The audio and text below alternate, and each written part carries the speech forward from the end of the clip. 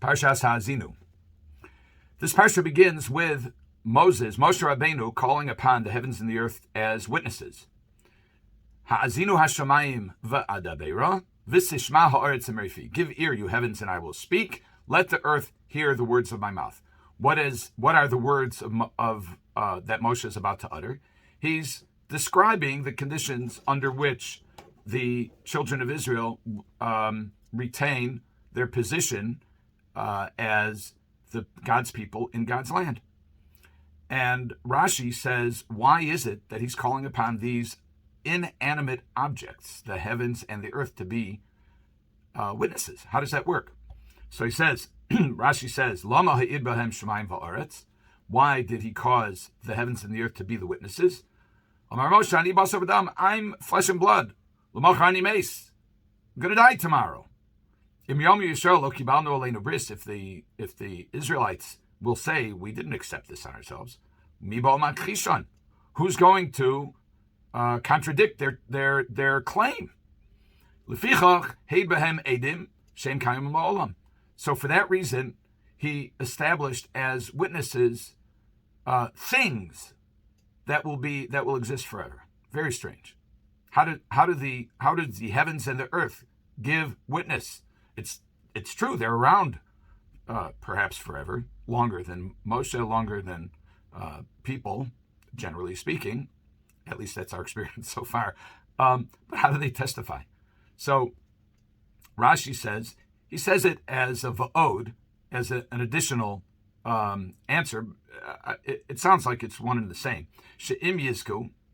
So if the Bnei Yisrael, if the children of Israel act appropriately, yavo aidim alalu v'yitnu scharam. So these witnesses will come and will give the appropriate reward to the children of Israel. What's the appropriate reward from these witnesses? Hagefen titein pirya, va'aretz titein yivula. The vine will give its fruit, the land will give its produce. Hashemayim yitnu talam. The heavens will give its due.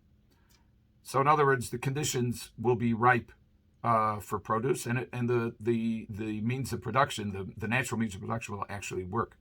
And v'im yischayvu. But if, on the other hand, the children of Israel act in a way in which they are liable, they don't do the right thing, then yad ha'edim tiyeh b'am batchila. The hands of the witnesses will be the first to punish. That's borrowing a phrase from one description of capital punishment. V'atzaras hashamayim, and the heavens will be stopped up. V'adamolos sitenisivulah. This we know, we recognize this from the second paragraph of the Shema, in which the Torah describes schar va'onesh, reward and punishment. And one aspect of reward and punishment is that the land dries up and it won't sustain its inhabitants. So then the inhabitants, the Israelites, the Jews, will be forced out of the land. So this is, according to Rashi, kind of the testimony of the heavens and the earth is a natural response. So, meaning a response through nature. So Rabbi Soloveitchik asks the question, why do we need to resort? Why does Moshe Rabbeinu need to resort to the heaven and the earth? Why not simply invoke the hashgacha pratis, the eternal divine providence of the Almighty? He will see to it that the Jews act properly, and if they don't, they have b'chira chafshis, they have freedom of choice. But if they exercise that freedom inappropriately, he'll punish them. So Rabbi Shaber explains that this notion that the heavens will dry up and the earth will no longer produce bounty is not, in its essence, a punishment. It's a metaphysical, natural response. It's a metaphysical, botanical, he says, response, which is just like the land, any land, will sustain the types of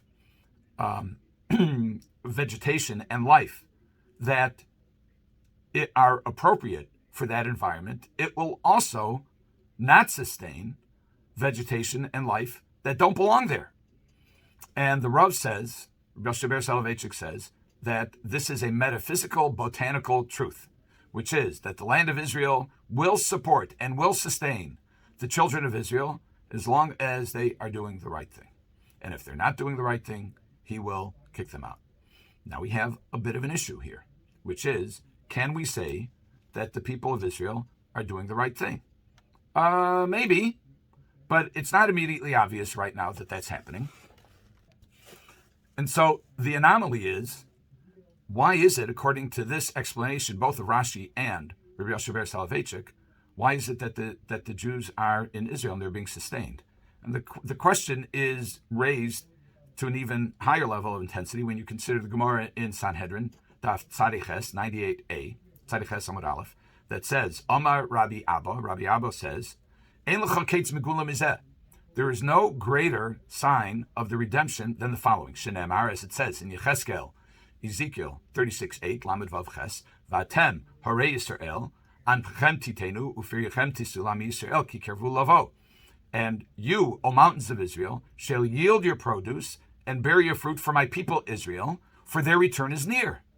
In other words, this is a prophecy of the return of the Jews to the land of Israel. And Rashi says that when the land gives forth its produce bountifully, there's no greater sign of the pending redemption. And I've seen it with my own eyes. You go to Israel now, you go to supermarkets, all kosher supermarkets like Osherad, and you go there and the shelves are overflowing with produce. In fact, you can run into issues in Chicago, which has produce of Israel, and then you have to ask yourself, can we eat them? They're subject to trumos and maestros, to tithes, and to other restrictions concerning Peros, Peros of Eretz Yisrael, which are subject to mitzvos hatulios ba'aretz, produce of Israel, which is subject to the restrictions, the requirements that apply to these fruits that are grown in the Holy Land. Now we're in the middle of Shemitah. If you get produce from Israel, do you have to worry about Shemitah? There are all kinds of issues. How do these issues arise? They arise because the land, after 2,000 years of lying fallow, is now bountifully producing produce. So how do we reconcile that? So we must say that the times of the ultimate redemption are on its way, at least according to this Gemara. In that sense, I guess we are all messianists, those who subscribe to the truth of the Torah as it has been transmitted to us through the Gemara. And this is not lightweight explanation. This is Rashi's commentary on the Gemara, that when the land of Israel bears its fruit bountifully, there is no greater sign of the pending redemption. Have a good Shabbos.